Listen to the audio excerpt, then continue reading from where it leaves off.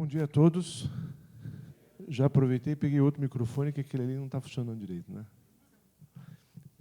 Bom, alguns aqui já me conhecem, eu sou contador, estou lá como vogal na Junta Comercial do Paraná pela FACIAP, que é a Federação das Associações Comerciais do Estado do Paraná, e também sou vice-presidente do SESCAP Paraná.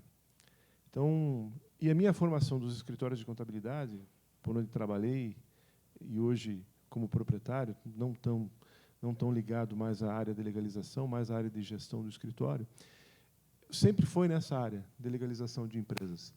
Então, é uma área que eu conheço bem, domino bem e sofro bem também, como vocês.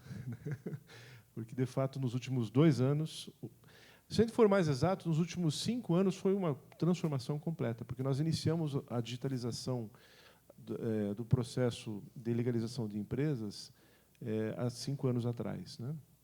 Logo que eu entrei na Junta Comercial, a Junta Comercial, através do presidente Akel, naquela ocasião, estava implantando a Empresa Fácil, e a gente, então, começou a mergulhar mais assim, diretamente no processo digital.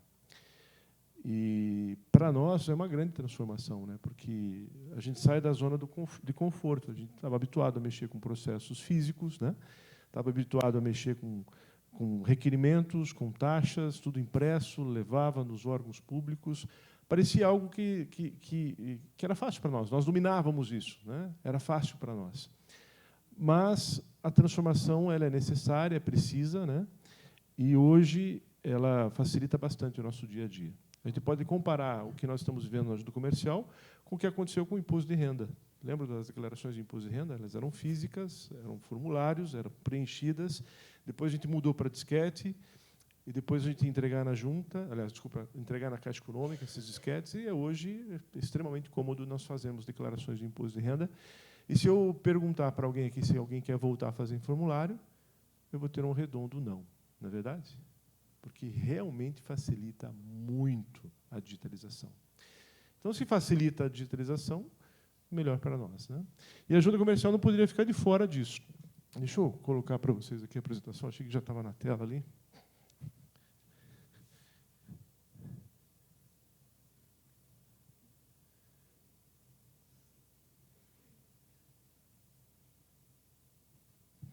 Aí.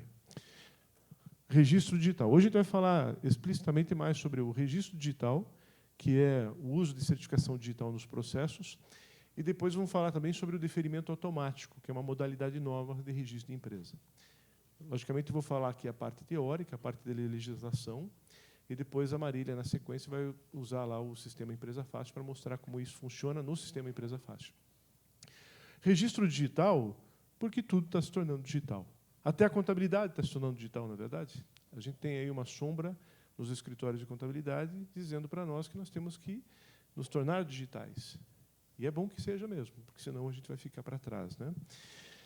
E a Junta Comercial também não poderia ficar de fora disso. Como é que nós entramos e mergulhamos nisso, né? Agora, mais explicitamente. Porque a Junta Comercial ela não faz nada a não ser que seja por instruções normativas. Quem determina o que a Junta Comercial faz é o DREI, o Departamento de Registro de Empresas e Integração.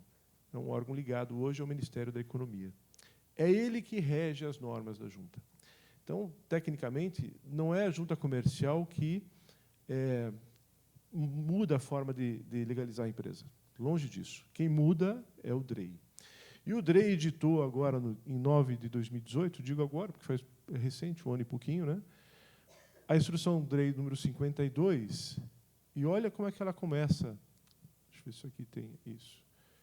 E olha como é que ela começa a lei lá. Ó. O principal objetivo dessa instrução normativa, melhor, dessa instrução normativa, era a melhoria no ambiente de negócios. Se você pegar a instrução normativa, ela começa dessa forma. Ela foi feita explicitamente para melhorar o ambiente de negócios. Então, a gente percebe que o governo federal, junto com os seus órgãos lá, entre eles o DREI, estão num esforço descomunal de desburocratizar o país, justamente para que esse país possa progredir mais economicamente. A gente percebe que existe uma dificuldade muito grande dos empresários tocarem os seus negócios aqui, haja visto a dificuldade tributária, que nós também conhecemos, mas mais também por conta da legalização dos seus processos de abertura de empresa. Ou seja, a gente já começa ferrando a vida do empresário, eu digo assim como país, brasileiro que sou, já na abertura da empresa dele. Então, o DREI precisou mudar a legislação para que isso, então, se espalhasse pelo país inteiro, porque o DREI rege as normas de todas as juntas comerciais espalhadas pelo país. Ele, então, viu-se na obrigação de começar a facilitar isso e fazer as juntas comerciais facilitarem esses processos. Agora, é um processo longo e doloroso, né? Por quê? Porque também lá nas juntas comerciais nós estávamos habituados com processos físicos, os funcionários estavam habituados com processos físicos, análises técnicas. E agora isso mudou tudo para digital, inclusive a análise. Muita coisa vai ser digital futuramente. O deferimento automático é uma ação nesse sentido. Então, de forma que, olha só, o objetivo era a melhoria do ambiente de negócio. Qual era a perspectiva para nós, usuário, quando o DREI fez essa instrução normativa? Comodidade. A gente consegue comodidade, usando o certificado digital para poder entrar com os processos. Agilidade na tramitação dos documentos. Ninguém pode negar que hoje o processo na junta comercial anda mais rápido. Não é verdade? A gente tem alguns atrapalhos, mas ninguém pode falar que o processo está mais lento. Isso está fora de cogitação. A gente já está ficando até mal acostumado, porque normalmente se demorava um dia, quando demora 2, a gente já fica nervoso. A gente esquece rápido que demorava 20 dias. Né? Que mais? Redução de prazo do registro e facilidade de acesso aos documentos digitais depois de registrados. Essa era a perspectiva que o DREI tinha para nós, usuários do serviço da junta. Para a junta comercial, qual era a perspectiva? Segurança no armazenamento de documentos. Isso aqui é fundamental, porque se você pensa assim, como é que a junta comercial guardava toda a documentação física que ela tinha até então? Em arquivos, tal como nós tínhamos lá no nosso escritório. E ela precisava resolver isso também, né? Porque imagine a quantidade de papel criando traça, né? E sendo comido com o tempo por causa da deterioração. Precisava se resolver o armazenamento de documentos. Transforma em digital, fica mais fácil. Outra coisa, redução de custo, quantidade de pessoas que tinha para ficar movimentando aquela documentação toda, depois essa documentação era microfilmada, depois era arquivada. Diminui esse custo com a digitalização. E garantia na autenticidade das assinaturas dos signatários. A partir do momento que se torna digital, começa-se o uso da certificação digital, então você tem mais segurança de quem está assinando aqueles documentos. Infelizmente, o Brasil ainda é um país rico em criatividade, né? Eles abrem uma empresa com documentos de outros e com assinaturas falsificadas. Eu quero acreditar que nenhum dos empresários de contabilidade e contabilistas, ou até mesmo funcionários da área de legalização, compactue com isso, né, com fraude. Mas, se compactuarem com isso, os seus dias estão literalmente contados, porque a legislação está ficando muito pesada para quem faz isso. De uma forma, está facilitando a desburocratização, mas também está se penalizando ainda mais aqueles que cometem fraude. Penalizando mesmo. Tá? Não é brincadeira. E qual é a perspectiva para o governo federal? Fomentar a redução de custos de certificado digital, lógico, né? Quanto mais se usa a certificação digital, mais as empresas que trabalham com certificação são obrigadas a disputarem o mercado entre si, e isso vai ocasionar a redução do custo. Hoje já existem, inclusive, certificados que você pode comprar por uso, né? Você vai lá e compra o direito de uso de 5 assinaturas, usa essas 5 assinaturas durante um ano. Se você usar, ótimo. Se você não usar, perdeu o direito de uso, no outro ano você compra mais 5 assinaturas. Então, hoje não é mais um complicador o custo do certificado digital. Alguns, num passado não tão distante, estavam rateando por isso. Ah, mas agora tem o custo da certificação digital. Não é mais motivo para isso. E também promover de forma eletrônica a integração dos órgãos de registro e legalização de empresas, que era o principal objetivo do governo federal. Ou seja, promover a integração dos órgãos de registro, de tal forma que a Junta Comercial do Paraná pudesse se ligar com o Rio Grande, com Santa Catarina, e assim sucessivamente. E o próprio governo federal ter um ambiente seguro dessas informações atualizadas em tempo real. Tecnicamente, era assim. O governo federal tinha o seu cadastro, a junta comercial tinha o seu cadastro, a Receita Estadual tinha o seu cadastro, a prefeitura tinha o seu cadastro. Passou-se uma régua nisso tudo e disse, a regra agora é a seguinte, é um único local de cadastro. E você melhora muito a qualidade da informação quando você faz isso, e também a rapidez de informações entre um órgão e outro é enorme. Então, o governo também previu que isso ia acontecer e está acontecendo. Pois bem, adotado o registro digital, quando eu digo aqui o registro digital, não é o híbrido, tá? Que é aquele que você faz o documento no escritório, vai lá na junta comercial e protocola lá. Não é esse o registro que eu estou me referindo, tá? Esse é o híbrido, né? Ele começa físico, se transforma em digital, termina digital. O processo digital que eu estou me referindo aqui é aquele que entra diretamente digital dentro do portal. Nós, lá dos nossos escritórios, nós encaminhamos toda a documentação necessária para a abertura de uma empresa pelo portal do Empresa Fácil. Então, adotado o registro, né, a junta comercial daria ampla publicidade. E nós fizemos isso. A gente tem sido, inclusive, complacente nisso. Vou mostrar por quê. Porque a Resolução 5 de 2019, desse ano, foi uma resolução da junta comercial informando, inclusive, prazos de quando os tipos jurídicos entrariam automaticamente de forma digital. Lembram desses prazos? Alguém chegou a ver esses prazos? Poucas pessoas viram, né? Então, hoje eu vou mostrar para vocês. O que nós tínhamos que fazer? A junta comercial tinha que fazer? Tinha que comunicar ao DREI que ia adotar o registro digital. A junta comercial fez isso. Também tinha que fazer divulgação e implantação do registro digital em seu sítio eletrônico. Se você entrar no site da junta comercial, você vai ver que estamos informando lá que agora o processo é inteiramente digital. Tem o passo a passo do digital, tem tudo que é digital lá. Então, a gente está informando vocês. Foi mandado um ofício para o CRC. O próprio presidente do CRC fez um ofício para ele mesmo. Aliás, o presidente da junta fez um ofício para ele mesmo aqui no CRC. Né? Depois foi feito um ofício para o SESCOM, que é o sindicato lá que eu faço parte. Também foi feito um ofício para o OAB. Houve isso aqui, ou seja, a gente está promovendo capacitação, treinamento, EAD, presencial. A gente já está fazendo isso já há 4 anos, né? Só que gradativamente as coisas vão mudando, então a gente vai adaptando esses cursos, né? E download de materiais, cartilhas e manuais. Se você entrar no site, lá tem um monte de informações específicas sobre o registro digital. Então, nós temos feito isso aqui.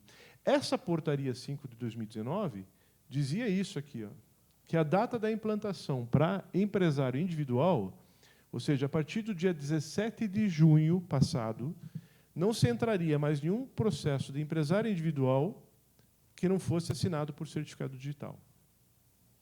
Então, já passamos o prazo, né? Tecnicamente, do dia 18 de junho em diante, todo o processo de empresário individual teria que ser inteiramente na ato digital, assinado por certificação digital. Mas a junta comercial tem sido complacente porque a gente tem deixado, pontualmente, aqueles processos físicos, sem questionamento, entrarem na junta. Vocês têm processos entrando fisicamente ainda na junta comercial de empresário individual? Hoje já não mais? Perfeito. Mas se a gente pergunta em outros ambientes, sempre tem um ou outro que ainda está fazendo uso do processo físico. Tá? A Eireli, a partir do dia 15 de julho,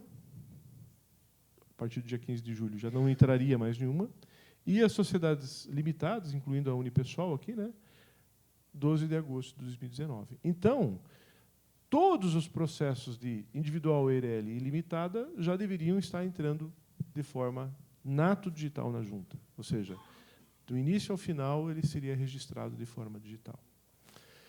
Mas o presidente da junta comercial, com o colégio de vogais, em parceria com o governo do estado, achou por bem nós fazermos uma transição lenta disso. Nós poderíamos ter fechado a porta aqui já, porque nós demos divulgação, mas se preferiu dar um tempo a mais assim, para que vocês pudessem gradativamente migrando para o nato digital. E isso vai ficar ainda mais fácil ainda com o diferimento automático, nós vamos ver isso. Então, provavelmente, a partir de janeiro, o presidente não está aqui para poder bater o martelo, mas, a partir de janeiro, provavelmente, todos os processos de individual, Eireli e limitada não será mais dado entrada de forma híbrida na junta. Se você for tentar fazer isso lá em janeiro, você vai voltar com o processo e vai se forçar a fazer ele de forma na ato digital. Tem que ter um fecho, entendeu? Porque, senão, até hoje, teria gente fazendo imposto de renda no formulário. Infelizmente, é isso que acontece com o brasileiro, né? Ele não gosta de mudanças, né? E, até hoje, nós teríamos que ter lá uma pessoa na Receita Federal para receber os processos daquele cidadão que não quer mudar a forma de trabalhar. Então, a partir de janeiro, provavelmente, vai ser automaticamente em ato digital. Como é que acontece, então, a análise das formalidades num processo na ato digital? Está lá, ó. A gente verifica os requisitos do certificado digital, que pode ser o A1 ou o A3. Quando a Instrução Normativa 52 saiu, que era lá em setembro de 2018, ela permitia somente o certificado A3. Depois, a 57 de 3 de 2019 é que mudou, permitindo o A1 também, esse CPF, né? Por quê? Porque justamente o próprio CRC, o SESCAP fez isso, outras entidades fizeram, entraram com pedidos junto ao DREI para que se permitisse a utilização do A1, né? Que é mais barato, mais em conta, né? E, graças ao bom senso lá do DREI, eles permitiram, na 57, a inclusão do A1. E, então, exigências ou indeferimentos de acordo com a Instrução Normativa 48 de 3 de 2018. Alguém conhece o conteúdo da Instrução Normativa número 48? Ergue a mão para mim, por favor. O rol de exigências de um vogal. Alguém conhece? Também não. Perderam metade da sua vida. Sabe por quê? Porque, olha só que interessante, o DREI, ele queria uniformizar os processos no Brasil inteiro. Na verdade, não queria, ele quer. Literalmente, ele quer. E ele está fazendo isso à forceps, entendeu? Então, era muito comum você entrar com um processo que você sempre fez daquela forma e ele ser aprovado. Até que começou a surgir pontos de vista diferentes. Não aconteceu isso? Tinha um vogal que pedia alguma coisa, um relator que pedia outra coisa. Começou a ficar confuso o ambiente. Você não sabia mais o que era certo e o que era errado. Se aquilo que você fazia estava certo e o vogal, o relator, estava equivocado, ou se aquilo que nós fizemos estava errado mesmo e precisava ser corrigido. Então, tinha-se essa dúvida, e não acontecia isso aqui só na Junta Comercial do Paraná, que tem perto de 90 analisadores de processos. Acontecia no Brasil inteiro. Então, o DREI pegou e fez o seguinte, ele criou a Instrução Normativa número 48, que ela é de 3 de 2018, e colocou todas as exigências possíveis para um processo de constituição, alteração e assim por diante, de baixa.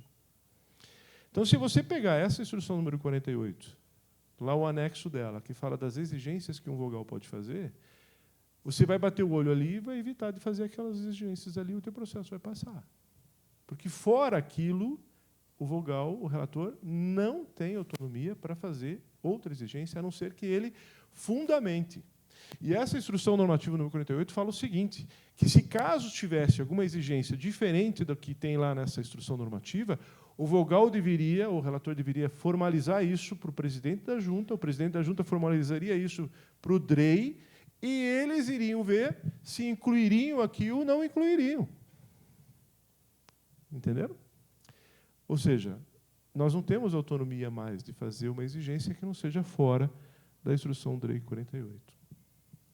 E o DREI foi mais longe ainda. Um pouquinho depois, ele fez a Instrução Normativa número 51, dizendo quais eram as exigências que não se podia fazer. Ou seja, a 48 são as exigências que eu posso fazer. E daí, como ainda existia celeuma de alguns tópicos que não eram bem claros, o DREI foi lá e fez a 51 e disse assim, ó, agora você tem o que pode fazer e o que não pode fazer. Então, se nós, que trabalhamos com legalização de empresas, pegarmos essas duas instruções normativas, não tem nada de braçada, só em cima delas. Tá? Então, recorram lá no sítio da Junta Comercial, lá no site da Junta, abra lá essas duas instruções normativas, imprime elas e estude elas. Simples assim. Caramba, vocês trabalham com legalização de empresas. Então, o mínimo que se espera é que vocês saibam trabalhar com isso e bem. Porque vocês estão mexendo ali com uma situação bem sensível, né? Que é negócios entre duas pessoas. Graças a Deus, vocês nunca tiveram problemas com os sócios, porque o dia que vocês tiverem problema com os sócios, brigando entre eles, e recorrerem lá ao contrato social que você fez, daí você vai ser penalizado. Porque daí vai ficar evidente a falta de conhecimento sua nas relações entre pessoas que podem ser formalizadas em alterações, em contratos de sociedade. Então, estudem isso, estudem muito isso. Tá? Indo adiante, né? Documentos obrigatórios para arquivamentos eletrônicos. Ou seja, a partir de, então, os documentos de constituição, alterações, modificativos, né? De extinção e sujeitos à decisão singular ou colegiada. Vocês sabem qual a diferença entre decisão singular e colegiada?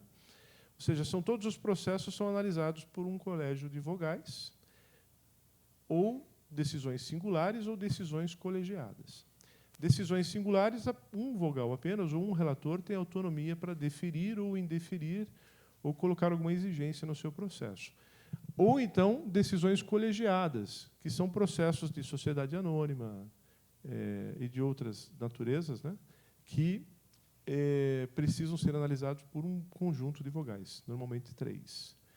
Então, os processos de decisão colegiada, todos eles do Estado do Paraná, vêm para a sede da Junta, não só os processos digitais, mas alguns físicos ainda, vêm para a Junta para que a Procuradoria da Junta se manifeste e depois o Colégio de Vogais concorde ou discorde daquela decisão. Então, aqui, normalmente, é a sociedade anônima, né?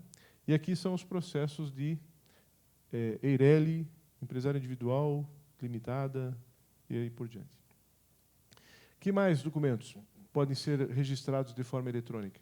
Procurações, protocolos de intenção, laudo de avaliação, balanços, documentos de interesse, declarações e outros produzidos por meio eletrônico.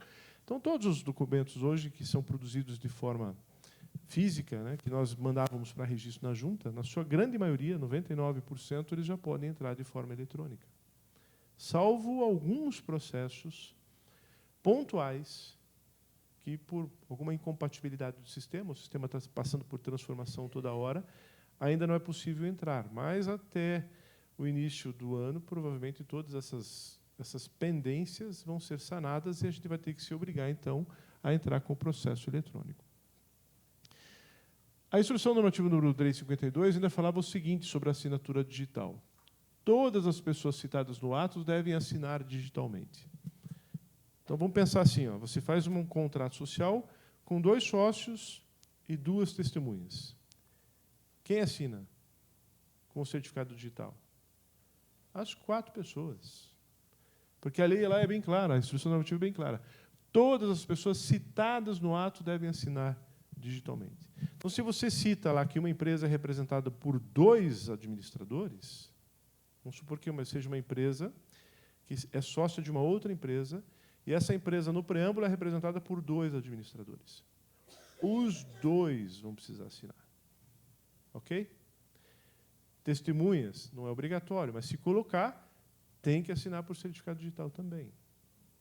Tem que assinar. Olha lá, a assinatura por certificado digital dispensa a apresentação de identidade. Isso é uma coisa boa, né? Porque se você entrar com o processo no ato digital, quem assina por certificado digital são pessoas físicas, e eles, utilizando o certificado digital, você não precisa anexar a cópia da identidade deles. Não há necessidade disso, porque a Instrução Normativa já diz o seguinte, assinou por certificado, já é prova suficiente de que a pessoa é a pessoa. Ok? Alguns não têm certificado digital. Vamos pensar lá que são 2 sócios e 2 testemunhas, e um deles não tem lá o certificado digital. O certo seria ter, né? Hoje, o custo não justifica você não ter um certificado digital, mesmo que a pessoa use uma única vez, porque ela pode comprar uma assinatura de 5 assinaturas por ano, né? Mas, se não tiver, você pode fazer uma procuração para que alguém que tenha a certificação digital assine por ele. Só que essa procuração tem que ser reconhecida firma por verdadeira. Daí. Ok? Não tem nada que impeça de alguém assinar por o outro porque ele não tem o certificado digital. Mas, quando você fizer uso da procuração, faça um certo. Tá? Não é simplesmente colocar a procuração no meio do processo, achando que, por ter uma procuração, é suficiente. Não, no ato você tem que descrever no preâmbulo que aquela pessoa está sendo representada por um procurador, e a procuração está anexa. Entenderam? Muita gente vai lá e preenche o preâmbulo com 2 pessoas, e a gente tem que presumir que aquela procuração que vocês colocaram lá no meio permite que alguma delas assine. Permite. Permite. Mas o contrato diz que ela está sendo assinada por um procurador? Não. Então, se tiver exigência, não reclame. Ok? Porque vocês mesmos cometeram erros. No preâmbulo do documento tem que estar especificado que alguém vai representar aquele sócio por procuração. Outras formalidades. FCN, né? É a ficha de cadastro nacional. Ou seja, coletados pela Receita Federal serão transmitidos eletronicamente para a Junta Comercial. A FCN, que a gente já preenche há muito tempo, que antes era em formulário e agora ela é digital, não é um documento da Junta Comercial. Sabiam disso? Ela é um documento da Receita Federal. E aquele formulário que vocês preenchem lá tem que ser o espelho do seu ato que você está levando a registro. Espelho. Espelho não tem erro, ok? Se tiver algum caractere diferente, algum hífen diferente, algum espaço diferente do que você colocou no ato, vai cair em exigência, porque é um espelho, ok? Então, quando vocês forem preencher os dados da FCN, preencham exatamente como está lá no seu ato de constituição ou no seu ato de alteração. Aí não tem erro, porque os vogais, os relatores, conferem essas informações. Endereço, quadro societário, se o sócio é identificado no contrato lá pela CNH, você vai lá na FCN e diz que ele é identificado pelo RG. Vai levar pau. Vai levar pau. Por quê? Porque é um espelho. E eu tenho que seguir isso aqui, tá? Eu tenho que conferir isso aqui. Por quê? Porque essa informação eu chancelo, os vogais e relatores, chancelam junto com você de que aquela informação está correta. Então, eu não posso errar também. Eu vou fazer a exigência se vocês erraram. Ok? Capa do processo, que hoje a gente chama de capa de processo, mas no ambiente eletrônico, é requerimento eletrônico, também deve ser assinado digitalmente. Isso já acontece, né, normalmente. Normalmente é assinado pelo administrador da empresa. E recolhimento da taxa da JUSEPAR, né? Hoje nós não temos nem mais o recolhimento do DARF mais nos processos. Isso foi muito bom, né? Aquela DARF de R$21 que vinha, né? Aquela DARF lá, ela era exclusiva da FCN aqui. Ou seja, a Receita Federal cobrava para que alguém lá, quando era físico isso, né? Alguém ficasse confirmando essas informações lá no sítio, lá no departamento da Receita Federal. E, para isso, lógico, cobrava uma taxa para isso. Agora, ela afastou isso. Por quê? Porque ela entende que é eletrônico, então vai direto, e que alguém está conferindo isso, e se alguém é a junta comercial. Ok? Então, não tem por que mais ter a DARF. Ainda, depois de registrado o ato, né? Depois que eu registro o ato no ato digital lá, né? Olha só que interessante. O arquivo eletrônico que contém o documento original produzido será armazenado na junta comercial, assegurando a integridade das assinaturas contidas nele, ficando disponível por 30 dias. Tecnicamente, está querendo dizer o seguinte, que o arquivo eletrônico que nós enviamos e que coletamos as assinaturas por certificado digital é propriedade da junta do Aravante. E isso fica armazenado na junta comercial, tal como ela armazenava o documento original físico. Fica lá armazenado no banco de dados dela. E ela, então, vai garantir que os certificados digitais colocados nela foram realmente as pessoas que assinaram. Então, nós validamos as assinaturas também, tá? Porque quando vocês utilizam um certificado digital para assinar um processo, não para por aí. Eu preciso verificar lá na junta se aquela assinatura digital é realmente da pessoa e se ela é válida. A gente faz tipo um checklist lá, sabe? Dessa certificação digital, para ver se ela é válida, se está dentro do prazo, porque às vezes pode estar vencida, né? Então, a gente faz essa validação lá. E a chancela da junta comercial aparecerá, depois de registrado, apenas na última folha que contém a relação das assinaturas. Alguém que já recebeu o processo deferido, né, e autenticado pela junta comercial, e esse processo ele era na ato digital, percebeu que aquele selo da junta, que tinha no processo físico, não aparece mais em todas as vias. Aparece apenas na última folha, na folha das assinaturas. Por quê? Porque é ali que tem que ficar o registro mesmo agora. Não precisa colocar nas folhas anteriores. Até porque o documento físico é apenas uma demonstração de que aquele documento foi registrado. Para um bom empresário, para uma boa pessoa que trabalha com licitação, seja lá o que for, que trabalha com documentos, ela não vai confiar naquele documento, ok? Ela vai verificar se aquele documento ele é válido num ambiente seguro, que é o que a gente faz com as DANF, ok? DANF vale alguma coisa? Não vale nada, só para você ver, né? Se você quiser saber se aquilo ali é real, você bate um leitor ali naquele código de barras, você vai ver lá no portal da Cefa se aquela nota é verdadeira. A mesma coisa vai acontecer com o arquivo da junta. Você vai pegar aquela autenticação, entrar no portal da junta e ver se aquele documento realmente está registrado lá, porque é lá que está o arquivo eletrônico. Ok? Cartório tem que fazer isso, comissão de licitação tem que fazer isso, eles têm que fazer isso. Eles têm que fazer isso, eles têm que confirmar isso. Ou, na pior das hipóteses, eles podem pedir uma certidão simplificada para comprovar isso. Mas eles têm como confirmar isso lá no sítio da junta comercial. Até porque o processo, depois que ele é registrado, eu tenho 30 dias para imprimir ele lá, né? E depois de impresso, eu só posso consultar a autenticidade dele. Se eu quiser uma outra via, eu vou ter que fazer uma solicitação para a junta lá por certidão de inteiro teor, né?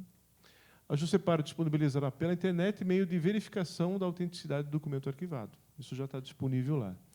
E os documentos eletrônicos certificados digitalmente por uma junta comercial têm fé pública. Por quê? Porque o cara tem que ir lá depois no sítio da junta e confirmar se ele é verdadeiro. Quando o processo cai em exigência, aqui é se ele estiver registrado, quando ele cai em exigência, que não implique na alteração do arquivo eletrônico, ou seja, naquele arquivo que você enviou lá e providenciou as assinaturas por certificado digital, a Jusepar assegurará a integridade do arquivo e de suas assinaturas. Ou seja, vamos supor que você tenha cometido um erro na FCN, o ato está correto. Você vai fazer uma correção só na FCN. Então, você não precisa substituir o arquivo, o ato. Ok? E a gente vai preservar esse arquivo lá com as suas assinaturas eletrônicas. Mas, se você precisar mexer no ato, ferrou-se. Você vai ter que fazer um reaproveitamento de processo, anexar o processo lá de novo, colher as assinaturas novamente. Ok? Caso o ato apresentado de forma eletrônica precise ser corrigido, deverá ser reaproveitamento de protocolo. Dentro do prazo, sem taxa. Após o prazo, taxa nova. Ok? É 30 dias para vocês fazerem o cumprimento de uma exigência. Tá? Pois bem, falamos até agora sobre o nato digital, né? O nato digital. Agora nós vamos falar um pouquinho sobre a autenticação de documentos a advogados e contadores. Você já tem utilizado essa facilidade ou não? Muitos têm utilizado, mas têm utilizado de forma errada isso, tá? Então, eu achei por bem colocar isso aqui para que vocês possam entender e mandarem corretamente daqui para frente, tá? O que significa isso? A Instrução Normativa número 60, ela é de 4 de 2019. Por isso que é importante vocês ficarem entrando no sítio da junta lá e ficarem acompanhando essas instruções normativas, tá? Tem que ler elas. Cada vez que sai uma, vai lá e lê, caramba. É simples. Você aprende... Não, porque você lê aquilo que nós lemos. Porque no dia seguinte daquela instrução normativa, os vogais e relatores começam a fazer exigência em cima daquela instrução normativa. Se você não leu, você vai descobrir um ano depois, né? A 60 diz o seguinte, ó, o objetivo dela. E olha como o DREI ele é específico e, ao mesmo tempo, mostrando para que veio, né? O objetivo é basilar a desburocratização, promovendo alta declaração nas relações entre Estado e empresa. Ele está dizendo o seguinte aqui, que ele não quer mais que seja um ambiente burocrático.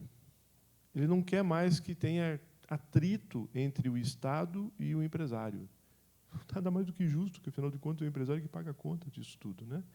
Então, não se pode ter atrito. E ele, então, criou a 60. Qual era a perspectiva dela? uma necessidade de simplificação, ele imaginava que tinha que simplificar o processo de constituição de empresas, desburocratização do registro, redução da possibilidade de fraudes, e olha que interessante aqui, ó, aumento da penalização dos responsáveis em caso de fraude. Então, tecnicamente, ele está dizendo o seguinte: o advogado e o contador podem agora autenticar documentos e até promover o reconhecimento de firmas. Mas, se tu errar, velho, tu está ferrado.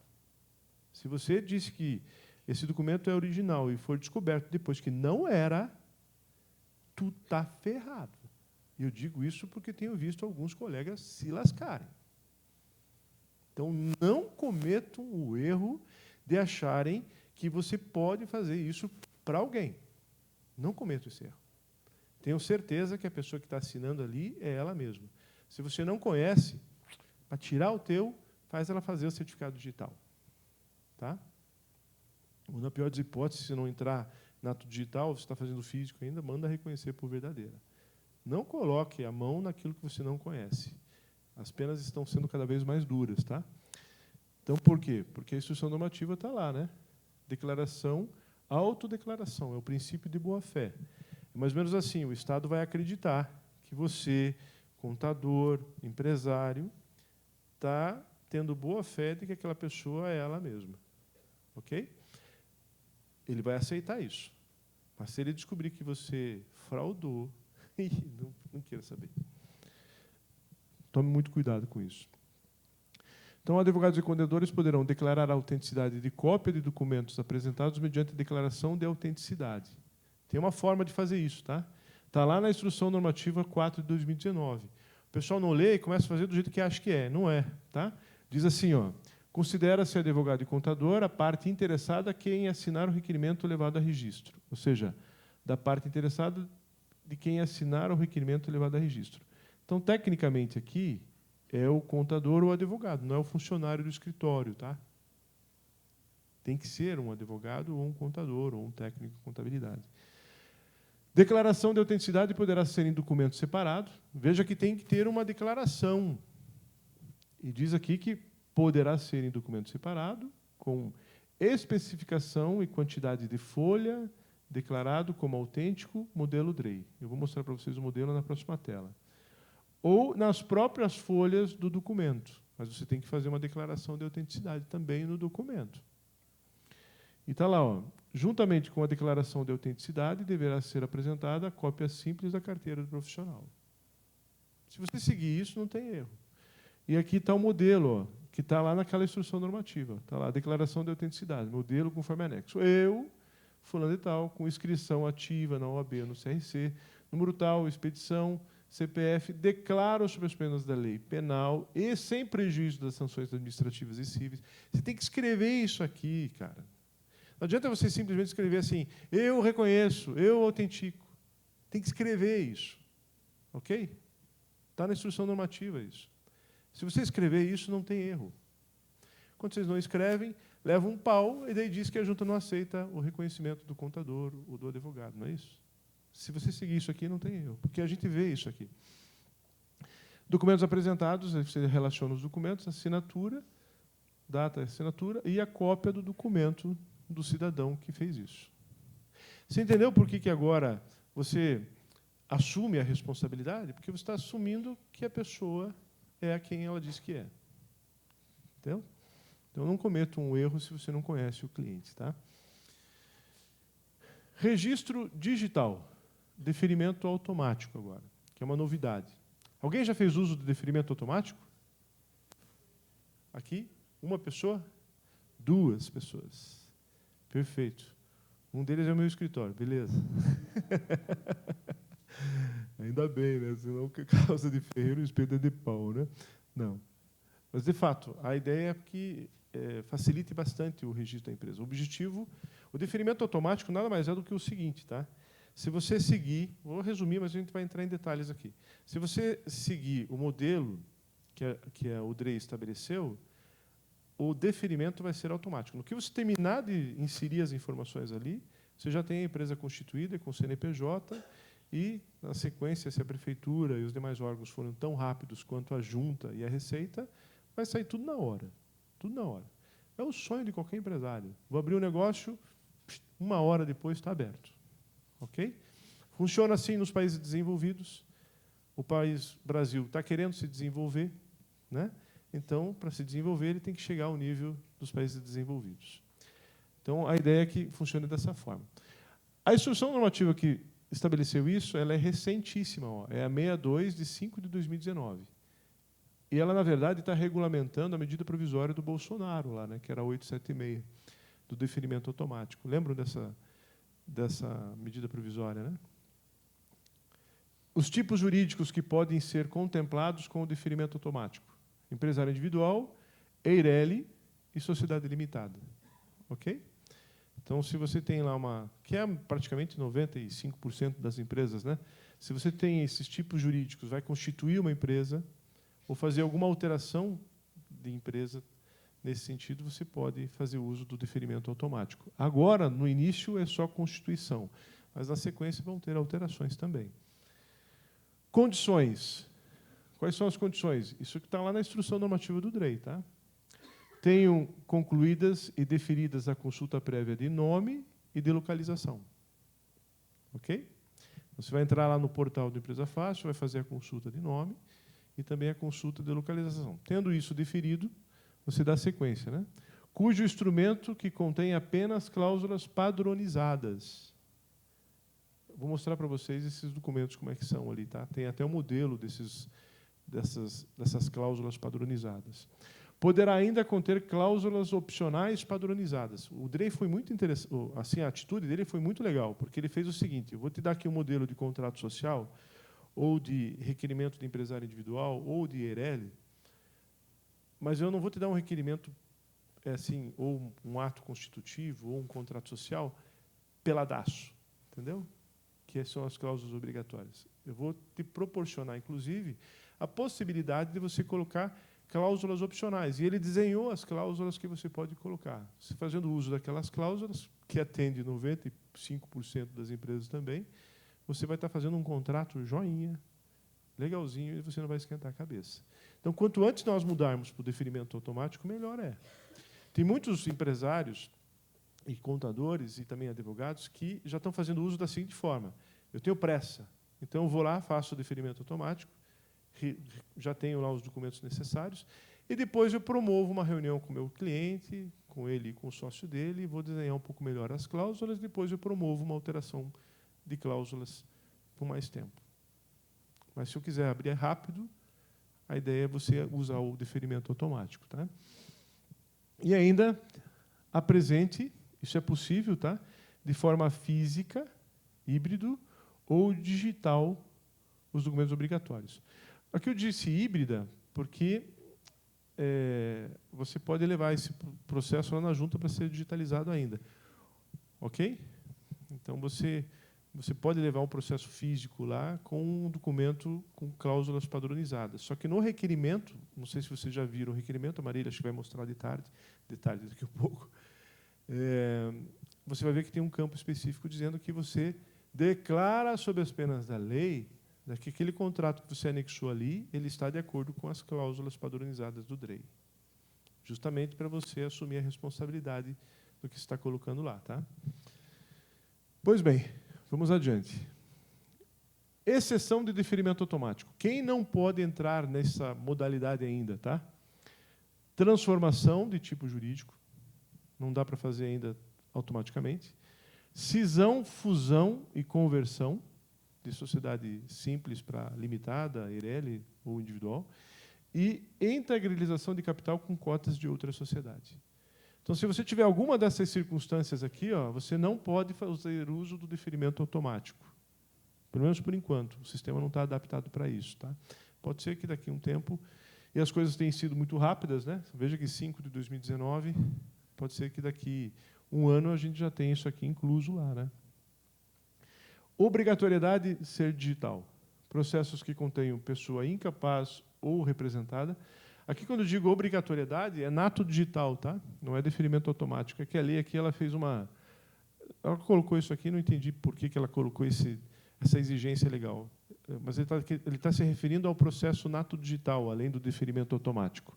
Então, se você tem lá um processo que contenha pessoas incapazes ou representada por ser menor, né, ele tem que necessariamente, diz a Instrução Normativa número 62, que ele tem que entrar de forma anato digital. E também que tenham necessidade de aprovação prévia de órgãos governamentais. Eu vou mostrar para vocês quais são esses órgãos aí na sequência ali também, tá? Então, esses casos aqui, eles têm que entrar obrigatoriamente de forma anato digital.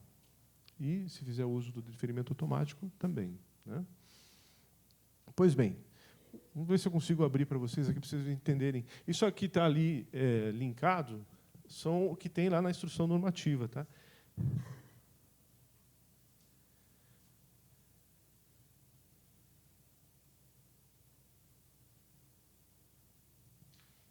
Vamos ver se vai dar certo aí. Ele abre, isso é meio lento o computador aqui, tá?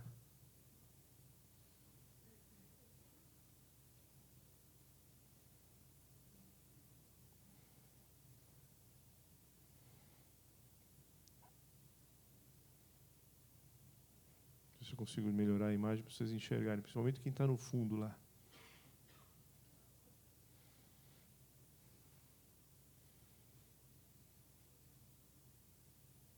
Não vai dar para ficar melhor que isso ainda. Olha só que interessante. Quem quiser fazer uso do registro automático, ele vem trazendo alguns detalhes lá. Está vendo lá? Ó? Deve apresentar a ficha, ou melhor, deve apresentar o requerimento físico ou eletrônico devidamente preenchido e assinado. Anexar procuração com poderes específicos caso alguém esteja sendo representado no processo, tá? E olha só, deve ser apresentado quando o requerimento físico ou eletrônico for assinado por procurador também. Ok? Então, tem que seguir essas regras aí, porque nós vamos seguir na hora de analisar também, tá?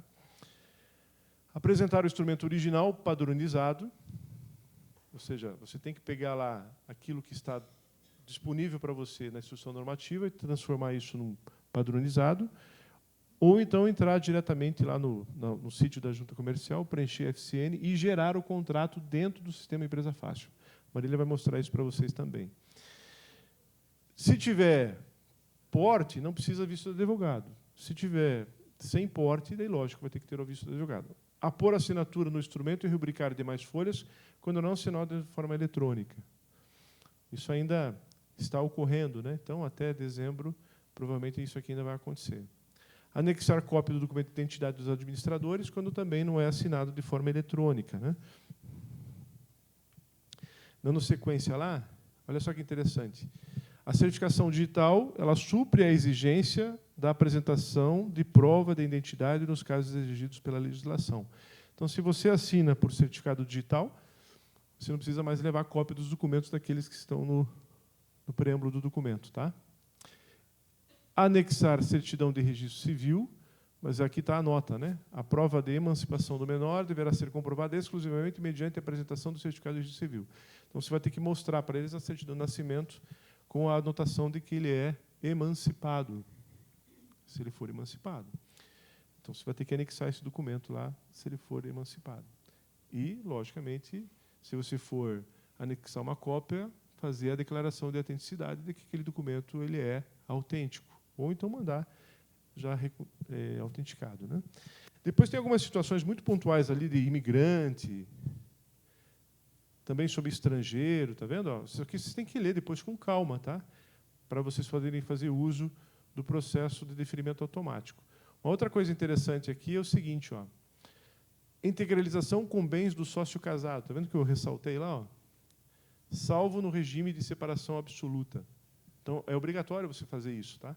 Se você integralizar bens de alguém que é casado, você tem que fazer lá uma cláusula padronizada, e tem esse modelo da cláusula lá na instrução normativa, da outorga uxória ou marital, em que a esposa ou o marido está em concordância do que aquele bem será utilizado para integralizar o capital de uma empresa. Nos processos exclusivamente digitais, olha só que interessante. Quando eu falei das autorizações prévias lá, né? Está aqui as autorizações prévias, está vendo lá? Ó? Algumas atividades têm que ter autorização prévia do Bacen. Está aqui as atividades, está vendo? bancos, sociedades de crédito, financiamento, investimento, sociedade de arrendamento. Quando você bater o olho nessas atividades aqui, você sabe que tem que ter autorização prévia do Bacen. Aprovação prévia da Superintendência de Seguros Privados, SUSEP, está vendo? São sociedades seguradoras, de capitalização, entidades abertas de previdência complementar ou sociedades de resseguradoras locais. E aprovação prévia da Secretaria Executiva do Conselho de Defesa Nacional, está lá, ó, exigível quando se trata de serviços em faixa de fronteira, atinentes a atividades de radiodifusão, mineração, colonização, loteamento e assim por diante. A gente tem lá no site da Junta, se não me falha a memória, um local onde informa quais são as cidades que são faixa de fronteira. E se alguém for abrir uma empresa com essas atividades nesses locais, tem que ter autorização prévia desse departamento aí. Tá bom? Isso aqui é o checklist dos documentos, tá? Deixa eu voltar para lá na apresentação. Eu vou mostrar uma outra coisa agora para vocês. Ó, modelo de empresário individual. Como é que é o modelo do empresário individual? Isso aqui é uma coisa nova também, tá? Muita gente está estranhando isso aqui. Quando a gente fala de empresário individual, era muito comum a gente pensar no requerimento de empresário, né? O DREI inovou e permitiu agora que o empresário individual tenha cláusulas. Mas note que não é um contrato e nem um ato constitutivo. Tem um nome específico para isso. Estou fazendo isso de propósito, tá? Que vocês gostam de mudar os termos, né? Vocês gostam de colocar outra coisa. Está lá o modelo, ó, é instrumento de inscrição de empresário individual. É um instrumento de inscrição. Não é um contrato, não é um ato de constituição. Daí você tem lá o que você tem que colocar, né, as informações no preâmbulo. Aqui também ele vai abrindo a possibilidade, se você quiser abrir uma empresa simples de crédito, não sei se alguém está habituado com essa situação, né, mas tem uma instrução normativa específica para isso. Ele vem colocando aqui algumas situações pontuais, está vendo? Ó, se for o caso. Quando vocês forem usar esse modelo, pelo amor de Deus, é modelo, caramba. Tá? Tem gente que copia tudo isso aqui. Tudo. Até as leis. Até os erros de português, quando tinha. Esse, pelo que eu vi, eu acho que não tinha, tá? Erro de português. Mas é modelo. Dá até medo de dar um modelo para vocês, porque daí vocês dizem assim para a gente, eu segui o modelo. Tá, mas nem o modelo você soube seguir, porque você colocou coisa que não precisava colocar lá dentro. Né? Então, é modelo. Tirem ali os parênteses e coloquem as informações bonitinhas. Tem gente que deixa os parênteses e coloca a informação dentro do parênteses. Está errado, caramba. Está errado. É modelo. Ok? Veja que interessante como é que é esse instrumento aí, tá? Está lá, ó, obrigatório, nome empresarial. Tem gente que copia o artigo. Não precisa copiar o artigo, tá? Cláusula primeira, o empresário individual adotará como nome empresarial a seguinte forma, desculpa. Está lá o nome dele, né? Você vai criar o nome dele. Aquilo ali é só se for o caso, empresa simples de crédito, tá? Do capital social, a mesma coisa. Abriu-se a possibilidade do que não tinha antes no empresário individual de integralizar o capital com um bem. Veja que interessante lá. Ó. Tem até um modelo lá, ó, de você fazer a integralização por bem. Depois tem lá os modelos de cláusulas, a sede, o objeto, a declaração de desimpedimento, se ele está exercendo a administração da empresa, né, e também das informações que ele colocou nesse instrumento de inscrição. E está lá, ó, a declaração de que ele não participa em outra ESC, se for o caso, ou em outro empresário individual também, né, porque ele não pode ter duas empresas com esse tipo jurídico. Mas olha que interessante, aqui ele colocou as cláusulas padronizadas opcionais. Você pode colocar isso lá também. Tá? Você vai montar o teu instrumento de inscrição, fazendo uso daquelas cláusulas que estão lá, adicionadas dessa. Ok? Não é para copiar tudo, colocando cláusulas opcionais. Entendeu? Pelo amor de Deus, vocês fazem a gente morrer de vergonha. Os vogais e os relatores acham que são contadores. Eu digo assim, não são eles. Eles não sabem nem fazer, quem faz é o cara da legalização. E, de fato, muitos contadores não sabem nem pôr a mão nisso. Contratam alguém da legalização para fazer isso. E daí ele leva a culpa, porque contratou mal, né? Então, é modelo. Ok? E aqui, inclusive, os modelos de cláusula de enquadramento. Ó. Ou é ME ou é EPP. Teve um miserável, não vou usar um termo mais pesado, tá? Que ele conseguiu colocar uma declaração de microempresa lá, dizendo que o cara era ME e EPP ao mesmo tempo. Eu li aqui e falei, o cara deve ser louco da cabeça. O cara fez isso. Ele declarava que era microempresa e também empresa de pequeno porte ao mesmo tempo. Colocou as duas leis. Ele achou, acho que bonito. Não, eu vou colocar as duas, porque se eu já passar, eu já tenho a outra. Coisa de louco, velho. Não pode. Não pode. Por isso que eu digo, estudem para fazer, senão fica feio, né? A gente podia até resolver isso fazendo vocês assinarem o documento junto com os sócios. Né? Tinha alguns que colocavam lá documento elaborado por fulano de tal. Eu sou um que sempre falei para não fazer isso, porque você assume a responsabilidade junto com as pessoas. Mas seria uma ótima forma de a gente saber quem precisa de ajuda. Né? Daí, depois, eu vou ligar para esse cara. Cara, você precisa de um curso aí, porque está feito o negócio aí, entendeu? E a junta tem agora, por prática, ligar para os usuários. Né? Alguns vogais e relatores estão ligando, porque tem lá no preenchimento dos dados, lá, a pessoa responsável pelo preenchimento, então você vai lá e liga. Ó, tem um erro aqui, só preciso que você arrume isso. Às vezes, a escrita não é suficiente, a gente vai e fala com a pessoa. Tá bom? Vou te mostrar também aqui o outro modelo, rapidinho, tá? De empresa Eireli.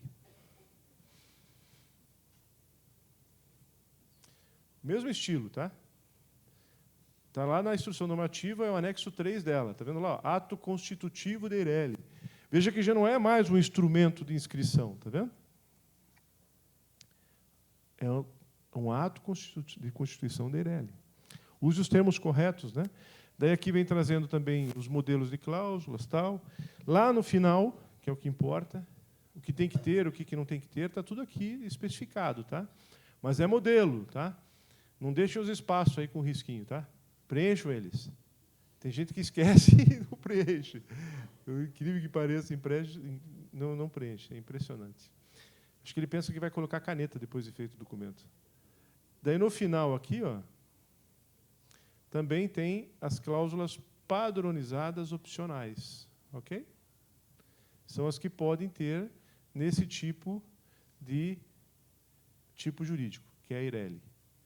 Agora, é lógico, ele está dando aqui uma possibilidade de você ter várias cláusulas, está vendo? Falecimento, interdição. Você vai adaptar de acordo com a sua necessidade. Significa que todas as cláusulas possíveis nesse ato estão aqui? Não. Você pode ter outras. Só que, se você tiver outras, daí ela não é padronizada. Daí ela não pode ser deferimento automático. Vocês entenderam? Se você usar as cláusulas padrões mais as opcionais, é um instrumento padronizado. Se você usar as cláusulas padrões mais as opcionais e colocar mais uma que não é opcional, já não é para deferimento automático. Ele tem que entrar nato digitalmente, assinar para o certificado digital e vai ser analisado por um relator ou um vogal. Ficou claro isso para vocês? E a mesma coisa na limitada. Vou mostrar aqui para vocês verem que tem os modelos, tá? Não precisa vocês inventarem nada, ela já tem um modelo para vocês. Esse é o anexo 4. Ó. Veja que já não é um instrumento de inscrição, já não é um ato de constituição, já tem aqui um contrato social de uma sociedade empresária. Tá? Tem muito erro nessa natureza. E daí, novamente, aqui os modelos. Tá? De como devem ser o preâmbulo. Inclusive, se for uma empresa sócia, veja que interessante, ó, ser pessoa jurídica estrangeira, diz exatamente como é que tem que ser a cláusula nessa sociedade. Né? O nome empresarial, objeto da empresa. O objeto é uma coisa que eu vou depois detalhar um pouquinho melhor para vocês também. Tá? Acho que já vou até fazer isso já, para ficar mais fácil, porque eu não fiz slide para isso. Olha só que interessante. Isso aqui é um modelo de cláusula para limitada. A sociedade terá por objeto o exercício das seguintes atividades econômicas. Descrição detalhada do objeto social. Note Que eu estou dizendo que a sociedade terá por objeto. A sociedade é a pessoa jurídica. Ela vai ter uma atividade definida. Ok? E daí eu coloco lá no parágrafo único, em estabelecimento eleito como sede matriz, serão exercidas as atividades. Que atividades? Parte do que está aqui ou tudo que está aqui. Ok? Tecnicamente, agora uma empresa tem o objeto da empresa, o objeto da matriz, que pode ser parte ou todo o objeto da empresa, e filiais, que pode ser parte ou todo o objeto da empresa. Ficou claro isso para vocês? Porque o que fazem de malabarismo nisso aqui, você não faz ideia. O cara é a sorveteria e na filial ele é a farmácia. Não dá, velho. Tem duas empresas daí se ele fizer isso. Tem que abrir um outro CNPJ. Agora, se ele colocar aqui duas atividades, dizer que a matriz vai exercer uma e a filial a outra, sem problema. Não é difícil entender isso, né? Mas, paca a vida, lá na junta, quem te pega de erro assim, né, Marília? É um negócio impressionante. E, para ficar mais fácil, a FCN, lá, a ficha de cadastro nacional, está lá agora, né? Objeto da empresa, objeto do estabelecimento. O estabelecimento é aquele que está abrindo, que é a matriz, se for uma inscrição. Ou da filial. Ok? Então, tem que cuidar aí com o objeto. Daí, aqui, as demais cláusulas. Veja que interessante, tem aqui, inclusive, os modelos de divisão do capital social. Está vendo? Você pode copiar isso aqui tudo. Copiar, né? Não vai colocar ou. Né? E daí, por último, aqui, no que passa tudo isso aqui, tem lá também cláusulas opcionais. Está vendo lá? Ó, padronizadas opcionais. Está vendo? Aqui fala sobre a anuência do cônjuge do titular, que seria a outorga uxória. Se houver filiais, as cláusulas de filiais. Está vendo? Do enquadramento de ME ou IPP. Do prolabore. Da exclusão extrajudicial do sócio minoritário. Veja que o DREI ele teve o cuidado de colocar várias coisas aqui que a gente pode usar como cláusula padrão, só que opcional, né? Você vai ter que ver qual que se adapta ao seu contrato social aí. Da regência supletiva, do conselho fiscal. Esses dias apareceu lá uma oficina mecânica que tinha um conselho fiscal. Cara, eu queria ir lá ver, eu queria ver o que era isso aí. Fiquei louco para ir lá ver, velho. Eu estava imaginando aquela oficina bem suja, pequenininha. E o cara só tinha um contrato bonitaço, né? Mas eu não fui fazer isso. Mas tinha o conselho fiscal, oficina mecânica. Estava errado? Não estava. Mas me deu curiosidade de ver como é que era essa oficina. E depois tem mais coisas lá, ó, distribuição de lucros. Tá vendo? Então, siga o modelo que não tem erro, ok? Siga o modelo aí que não vai ter erro. Dando sequência, senão a gente não termina hoje. 10 horas, né? Ainda falando sobre o processo, né? Deixa eu só voltar aqui. Isso. A Instrução Normativa 62, ela fala o seguinte, ó, exame posterior das formalidades legais. Então, pense comigo, já que o processo vai ser deferido automaticamente, ninguém vai ver ele, porque isso vai ser feito automático, e, lógico, vocês vão assumir a responsabilidade junto com a gente, porque vocês vão colocar a certificação digital dos sócios lá, dos titulares lá. Se tiver que colocar documento, cópia de documento, vocês vão fazer declaração de autenticidade, né? Se for lá um emancipado, algo parecido. Então, veja que interessante. Realizada até 2 dias. Então, depois que ele for registrado, porque no que você terminar de fazer assim, um processo padronizado para deferimento automático, ele vai ser automaticamente deferido. Você vai ter o NIR e o CNPJ na hora. Só que tem uma formalidade aqui, ó. Até 2 dias depois, alguém vai ver esse processo de vocês. Até 2 dias. Contendo vícios, será feita uma notificação para a adoção de providências necessárias. E vai dar 10 dias, contados da data da ciência, para você corrigir. Ok? Sendo sanado o prazo, não será cobrada nova taxa. Então, vamos pensar assim, você teve um processo deferido automaticamente, e daí, na análise do vogal do relator, até 2 dias depois, ele viu lá que você cometeu algum erro. Ele vai fazer uma exigência para você vai receber ela como você recebe hoje a notificação lá dos processos, e você tem, então, 10 dias para fazer a correção. É o que diz a lei lá. Passado esses 10 dias, se você não corrigir, para você corrigir, porque está errado, você vai ter que pagar uma nova taxa.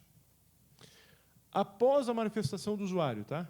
Caso o vício não tenha sido sanado, vai haver cancelamento do registro. Olha só, como é que vai ser o cancelamento? A gente primeiro vai submeter o processo lá para a Procuradoria, e se a Procuradoria entender que é um vício insanável, ele vai cancelar o registro. Então, não pense que, uma vez registrado, você está com a empresa aberta. Pode acontecer alguma coisa e você tem que sanar se tiver alguma coisa. Se, por acaso, você não atender a exigência aqui em 10 dias e não for um vício insanável que justifique o cancelamento do registro, vai acontecer isso aqui. Ó. Vai ser feita uma anotação na ficha de cadastro do requerente e impedirá novos arquivamentos até que se providencie o necessário para corrigir o vício sanável anterior.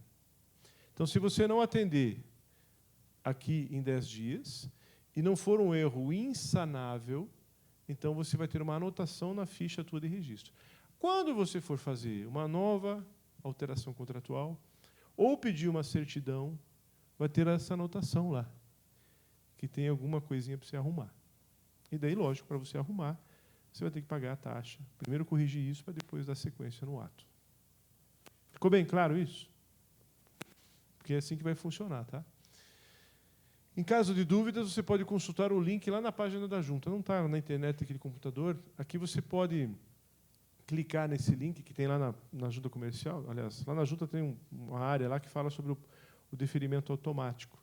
E tem lá, inclusive, qual é o passo a passo desse deferimento automático, tá? Então, você pode acessar lá e ver o que acontece lá com o processo quando ele for deferido. Está aqui, ó, passo a passo dos processos eletrônicos, que é o que tem nesse link aqui, né?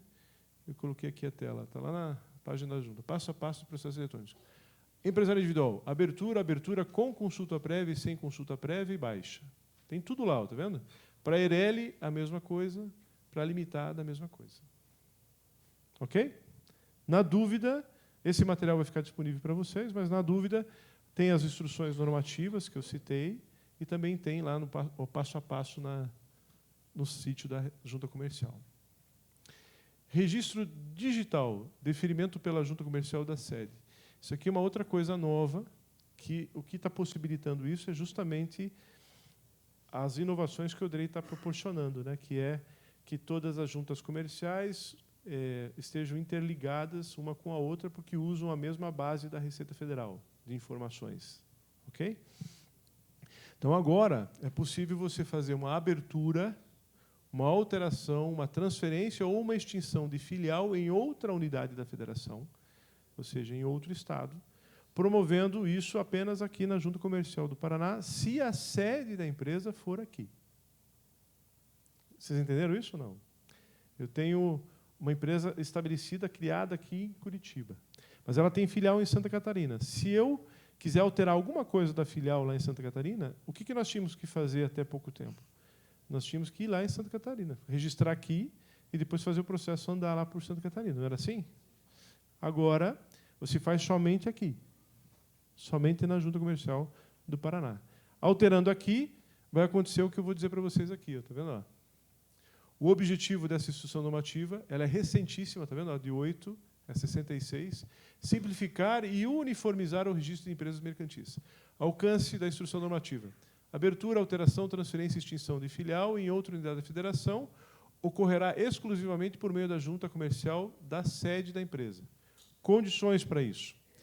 Após o deferimento do ato, os dados relativos à filial deverão ser encaminhados eletronicamente para a Junta Comercial de outra unidade da federação.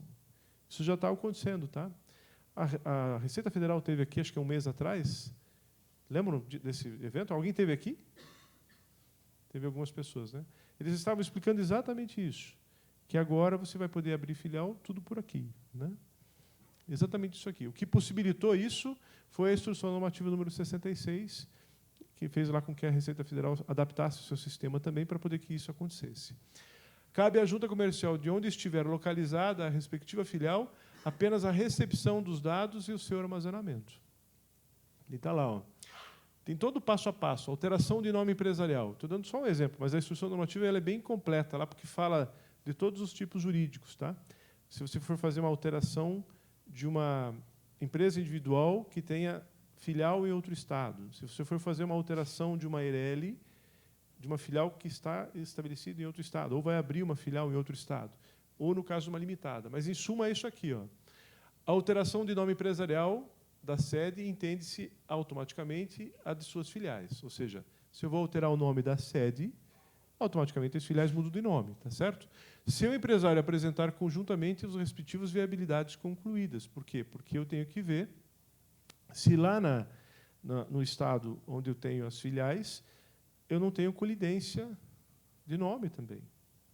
Ou seja, talvez eu não tenha promovido a proteção do nome comercial em outros estados. E agora eu vou mudar o nome da sede. E já tenho filiais espalhadas pelo Brasil. Então, antes de alterar, eu tenho que ter a consulta prévia de todas as viabilidades de outros estados também. Senão, você vai ficar com uma coisa pela metade, né? Não vai conseguir alterar em algum estado, porque já tem um nome parecido ou semelhante. Caso o empresário não realize previamente a viabilidade perante as juntas comerciais das filiais, localizadas em outras unidades da federação, caberá a ele promover nessas juntas o arquivamento do documento que comprove a alteração do nome empresarial na junta comercial da sede, a fim de que esse também seja alterado nas juntas comerciais das filiais.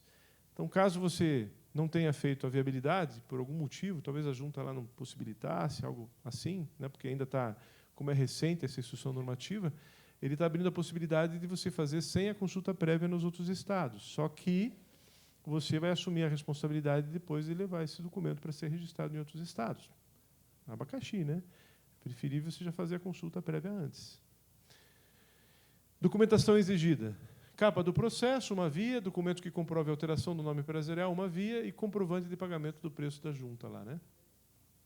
Da junta, inclusive, aqui da matriz, porque as alterações em filiais não vão ser cobradas por outras juntas aí, né? Pelo menos é o que diz a regra, né? Aqui a mesma coisa, falando sobre a alteração do nome. São documentos hábeis para essa finalidade. Uma via do requerimento do empresário, estou falando do empresário individual aqui, né? Da alteração do nome empresarial, arquivada na junta sede, certidão de inteiro teor ou cópia autenticada desse documento, ou ainda a certidão simplificada que contém a alteração do nome empresarial. São documentos hábeis para você promover a alteração em outro estado, né? E daí aqui ainda tem mais detalhes. Ó. No requerimento constante na capa do processo deve ter o ato 310, outros documentos, evento 030, alteração do nome empresarial.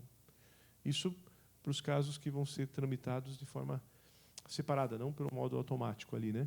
Não dessa forma aqui, né? Você vai optar por fazer a consulta depois pontualmente em cada uma, porque alguma aqui não possibilitou que você fizesse a consulta. Então, daí você vai ter que ter isso aqui para poder fazer a alteração em outro estado. Ok? Tudo isso que estou falando aqui, ó, não saiu da minha cabeça, tá? Leia isso aqui. Está muito didático lá, muito claro de entender lá. Eu estou só resumindo para vocês aqui, né? Mas está muito claro lá. Tem todos os detalhes de como você faz isso. Então, não tem erro. Siga a instrução normativa que não tem erro. Lá, ó. Lá na junta, no sítio da junta, eu coloquei o endereço aqui, mas está aqui, ó, tem o passo a passo de processos de filiais.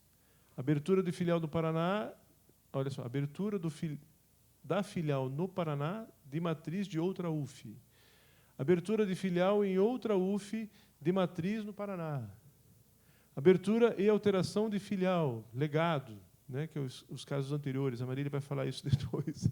Vai mostrar para vocês uma empresa fácil, o que é isso.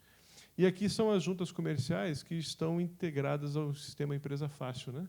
São 3, 6, 9, 11 estados já, né? Muita gente critica o sistema Empresa Fácil. Eu também era um desses, tá? Eu parei. Por quê?